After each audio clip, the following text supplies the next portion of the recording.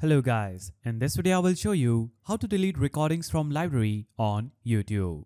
So, in order to do this, simply navigate to any browser on your PC, go to the search bar, type in YouTube TV, then log into tv.youtube.com using your user credentials. After you log in, you will see this page.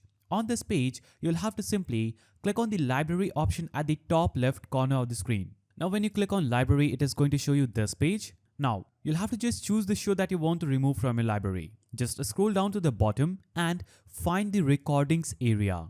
That is going to have all of your shows that you would have saved in your library. Let's say I want to get rid of this show. So I will select it. Then all I have to do is click on this check mark button right here. Then that will get rid of it from my library. So things will update here, and this is actually no official way to completely remove or delete the recording from the YouTube TV recorded shows.